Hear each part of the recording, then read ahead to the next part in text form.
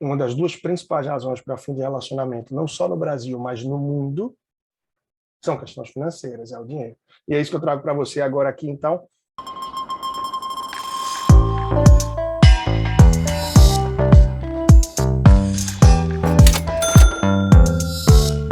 E então, vida financeira 2, que tema, que ponto interessante, hein?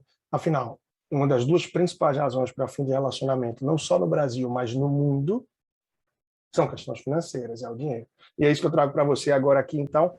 Eu acredito, espero que você acompanhe de perto o meu canal no YouTube, basta procurar por Leandro Trajano, ou em qualquer plataforma de áudio, da mesma forma, procura o PFcast pelo meu nome, Leandro Trajano, e você tem bastante conteúdo aí para estar sempre por perto. Vamos lá, então. Eu não sei se você é casado, se você é solteiro, como é que está a tua situação, mas se tem planos de estar nessa e de entrar aí na vida 2, certamente isso aqui vai agregar demais para você. Se você já está vivendo a 2, não importa se é recente ou se faz tempo, acredito também, pela minha experiência, que isso aqui pode agregar bastante para você o que eu estou trazendo hoje. Afinal, a vida financeira 2, ela acontece no dia a dia. Claro que, se você conversa sobre o assunto antes do casamento, de fato, a facilidade, o alinhamento pode ser muito maior. Mas eu me lembro, por exemplo, de um casal que eu atendi mais ou menos em 2017, e que a principal razão pela qual eles me procuraram foi para poder juntar as finanças 100% juntos, era isso que eles queriam fazer. Eles tinham uma conta conjunta, tinham as contas individuais, mas eles acreditavam que dali para frente seria positivo, seria válido para eles juntar as duas remunerações, as duas receitas e ter tudo administrado a partir de uma só conta. E aí você pode perguntar, poxa, Leandro, eu nunca pensei em fazer isso, eu já faço dessa forma, será que é a melhor forma? Qual é a maneira certa? Como é que eu posso fazer? E aí eu trago uma máxima que eu venho batendo forte nos últimos bons anos. Sabe qual é a forma certa de gerir a vida financeira a 2? Na verdade, não tem forma certa. Tem uma maneira que dá certo.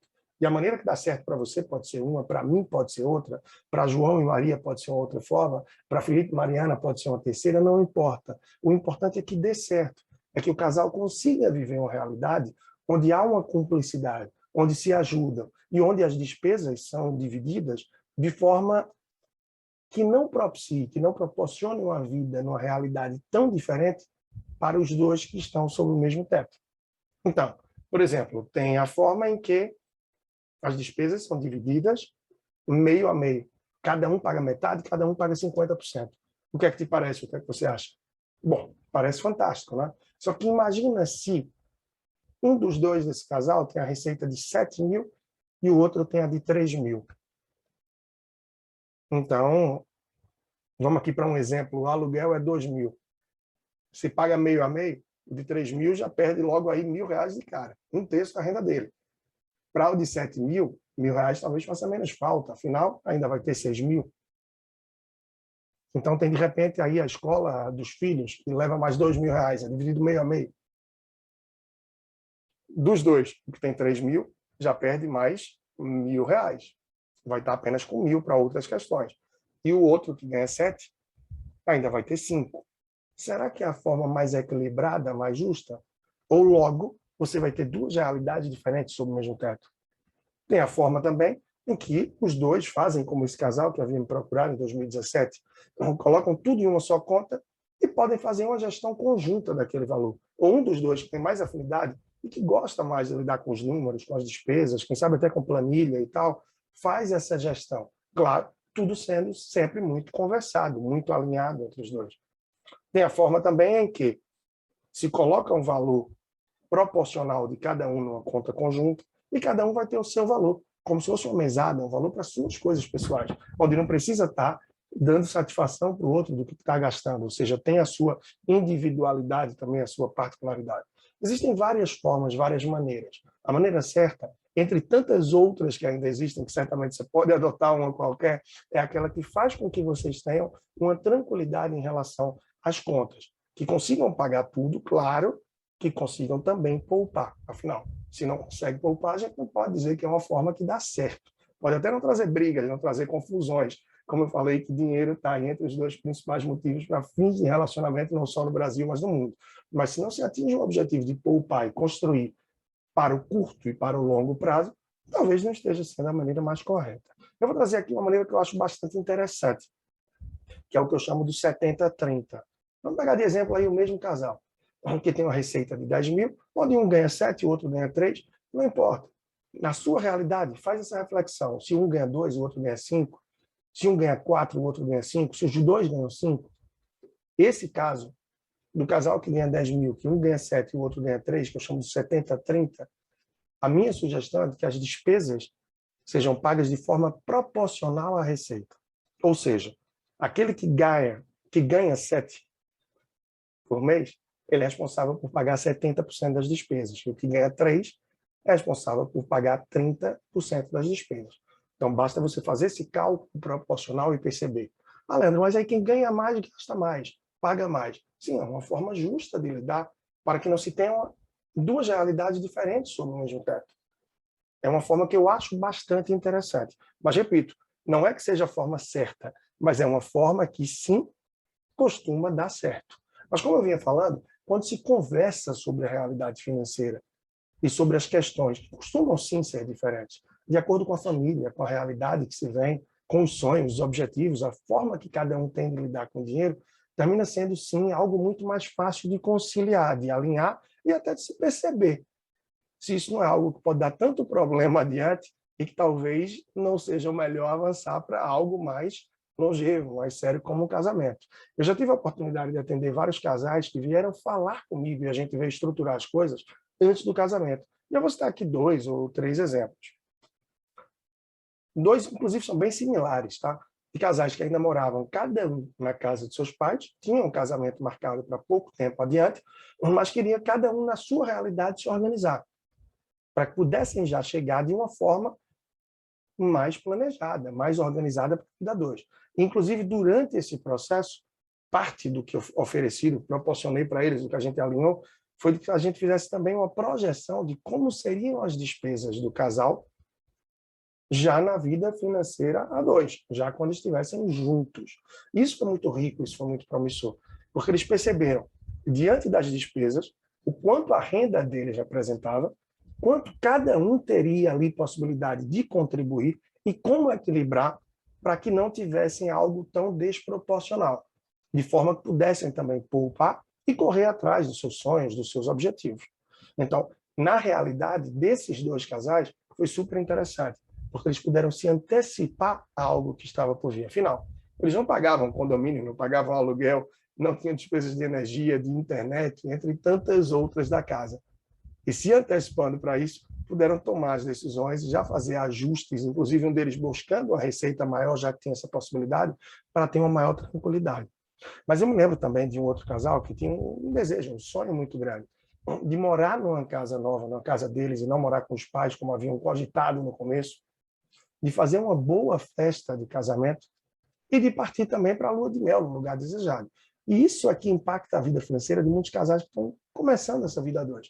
É normal que se queira estar numa casa só, que se queira partir para uma casa, não importa se própria ou alugada, mas isso traz muitas despesas. O casamento em si, para muitos casais, também termina por trazer muitas despesas. E nem sempre é fácil fazer a festa de casamento, partir para casa morando só, com tranquilidade, seja alugado, financiado, como for, mas com móveis e com tudo que quer, e ainda mais tendo a lua de mel. Ou seja, 3 coisas que por si só já demandam extremamente, e que requer muito equilíbrio, e botar assim na ponta do lápis, numa planilha de Excel, para entender melhor essa realidade e como é que pode ser feito.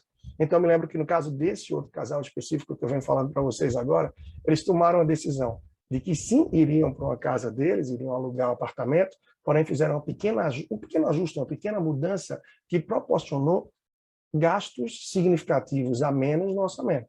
Mantiveram a festa, que gostariam muito de chamar todos os parentes, todos os amigos, e aí não pouparam na festa, mas conscientes de que teriam que mudar um pouco esse começo da moradia e que a lua de mel não ia dar para ser no lugar sonhado, mas teriam um momento desejado para celebrar esse começo da vida a 2. Ou seja, quando a gente se antecipa e a gente consegue olhar adiante, tem mais tranquilidade para que a gente possa se organizar, evitar começar essa vida a 2 com dívidas e de uma forma mais conturbada nesse começo. Mas para isso, claro, repito, muitas vezes é preciso sim, papel, caneta, um Excel, se antecipar, provisionar valores para que possa tomar a decisão mais adequada. E aí, para chegar a um terceiro e último caso, e seguir rapidamente com vocês nesse tema, eu lembro de um casal que queria ver, foi super engraçado aquela história, porque eles queriam saber se podiam casar. E eu disse, olha, não sou eu que vou dizer isso para vocês. E eles disseram, é sim, porque a gente não sabe se a gente tem condições. E se a gente não puder casar ainda, nem que a gente comece morando juntos, mas logo adiante, 1, 2 anos adiante, o que seja, a gente casa e faz a viagem da gente. Mas a gente quer estar juntos a princípio. E, de fato, quando a gente fez as contas, a gente viu que não era viável, dentro do prazo que eles queriam, fazer o casamento e estar morando juntos. Apesar de viagem e tal, eles não queriam nada de outro mundo para essa lua de mel. Então, eles tiveram a paciência para fazer o casamento apenas 1 ano e meio depois, mas realizar o sonho, o desejo de já estar vivendo juntos no começo. E entrar para essa parte do casamento, de fato, apenas quando tivessem efetivamente organizados. Então, eles quiseram se antecipar para isso, e isso ajuda muita gente. Agora, para você que já está casado há tempo, e talvez não esteja com a relação mais tranquila quanto ao dinheiro, nunca é tarde. Absolutamente nunca é tarde. É totalmente possível mudar a forma, essa maneira de administrar o dinheiro. Agora, claro, é importante sentar, é importante conversar e que se quebre o tabu de falar sobre as finanças. Eu lembro de um outro casal, aí já um pouco mais maduro, que eu atendi, e que eles tinham dificuldade de falar sobre dinheiro, como é com tantos outros casais no Brasil. Toda vez que ela chegava para falar, na terça-feira, oh, hoje não, porque hoje tem a pelada, tal. Então amanhã a gente fala. Quarta-feira, oh, hoje tem o futebol na TV, pô, hoje não vai dar. Aí quinta-feira, oh, quinta-feira, semana pesada, amanhã a gente fala disso. Pô, amor, sexta-feira, hoje vamos sair, vamos aproveitar um pouquinho, depois a gente vê. E aí vinha o fim de semana e nunca era hora de falar. Eis que, durante 6 meses, a gente sentando uma vez por mês para falar, para abordar questões financeiras, para entrar no orçamento, para entrar em questões comportamentais, de planejamento, de realizações, de construção, o assunto foi fluindo de uma forma muito mais tranquila para esse casal. Afinal, quase que não tinha hora para falar de dinheiro. Quando surgia a demanda, a necessidade, tocavam a ideia rapidamente. Se era algo mais polêmico, era ter o feeling ali, se aquele era realmente o melhor momento de falar sobre o tema. Mas é isso que é o ideal. Claro, tem casais que param. Olha, eu me lembro de um casal também, um cliente que eu tinha, que até dia 5 de cada mês, eles almoçavam junto, numa sexta-feira, mais próxima do dia 5, levavam a planilha, eu discutia a vida financeira deles, como é que estava o mês e como é que ia ser no mês que entrar. Essa é a maneira certa? Não sei, mas para eles dava certo. Então, o que cabe, o que é importante é isso, é ver a forma de dar certo. Você pode ter um horário, isso pode não ser tão bom porque formaliza, engessa demais, mas está dando certo, ok. Se tem uma forma mais dinâmica, tudo bem, também está ótimo e vale a pena. Mas é ter cuidado para que não comece a entrar num campo muito largo, num campo muito amplo de infidelidades financeiras. E aí eu vou trazendo vários casos. Eu lembro de uma cliente que eu tive, e nesse caso ela não veio com a esposa, era só ela, e ela me disse que quando comprava saltos, comprava, enfim, peças de roupa, etc. Muitas vezes ela já entrava em casa com aquilo na bolsa, se desse para não entrar na caixa, ou chegou o caso de uma vez, como não cabia o salto na bolsa, não ia dar e não queria entrar com a caixa, ela deixou a sandália antiga no carro e entrou com a nova já em casa. E aí o marido olhou e disse, comprando sandália nova nessa hora que a gente está mais apertado, querendo se organizar para viajar, e aí ela disse que não deu outra. Amor, tá vendo? É você que não olha para mim, é você que não me dá atenção, porque eu já tenho essa há muito tempo. Então, isso sim, é também um tipo de infidelidade financeira. Quando a gente começa a esconder que tem um empréstimo, esconder uma dificuldade, um desafio, até porque se você esconde isso, termina que o casal mantém o plano de fazer uma viagem, de sair, almoçar e comer fora, no momento que talvez o ideal fosse puxar o freio e procurar se equilibrar melhor. Então, a infidelidade financeira, quando a gente começa a omitir, a esconder determinados fatos, que o ideal é que não se faça isso. E quando se faz 1, 2, 3, 4, isso começa a fazer parte da rotina. E as coisas passam a não fluir tão bem, a conversa passa a não acontecer. E certamente isso é o que pode privilegiar muito pouco a vida a dois e a manutenção da longevidade aí desse casamento. Então, há várias formas mais dessa infidelidade financeira aparecer, mas aqui eu trouxe apenas algumas das mais comuns. Se esconder empréstimos, dívidas, dificuldades financeiras que podem afetar, claro, o casal, porque se afeta um dos dois, já está afetando o casal. Afinal, é o humor de um dos dois, é a produtividade no trabalho, é o dia a dia em casa, no relacionamento, na atenção com o filho, de um com o outro.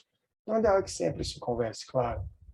É a questão das compras escondidas, é da omissão de valores, é ter um cartão de crédito à parte, onde se faz coisas que o outro não sabe, é omitir uma conta corrente que se tem.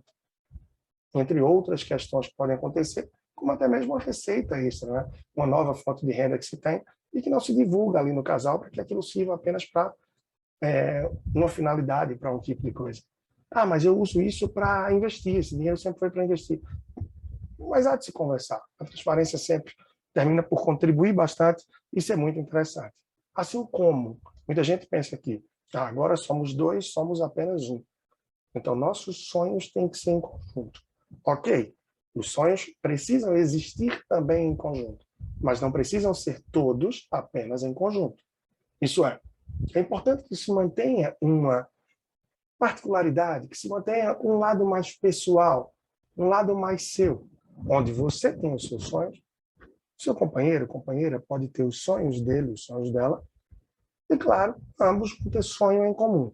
Aqueles sonhos que são em comum, eles podem ser priorizados. Afinal, eles devem agregar, congregar, trazer aí a felicidade e a realização para mais pessoas da família.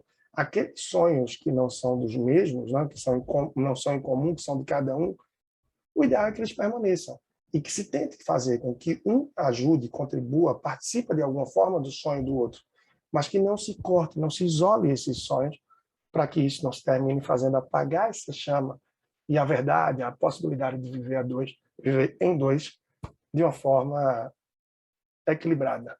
Bom, aqui eu fico com a vida a dois, a vida em dois, a vida para todos, para que se congregue, para que se converse, para que se encontre, se teste a melhor forma, para que se tente formas diferentes, mas para que se converse, que não haja um tabu, mesmo que se comece com muito pouco. É uma série que fala sobre um tema que você assiste, é um livro que se lê, tem tantos livros interessantes, você pode passar lá no leandrotrajano.com e tem uma lista de sugestão de leitura de cerca de 30 títulos. É um podcast, é um vídeo como esse que se assiste ou que se encaminha para o companheiro, para a companheira. É um dos textos que tem no meu blog. São reflexões, são momentos, mesmo que mais curtos, e não como esse, mas que você pode encontrar no meu podcast, no YouTube, ou no Personal Financeiro, no Instagram, e você pode encaminhar, você pode provocar com o outro e trocar ideia para que se tente trazer o tema e, de alguma forma, fazer com que vocês tenham essa parceria, essa tranquilidade maior, planejando hoje, construindo para amanhã, para que sim, possam ir o mais longe possível juntos. Bom, aqui Leandro Trajano, Personal Financeiro, com mais um vídeo, mais um podcast, mais um conteúdo rico para você através do meu YouTube e do PFcast.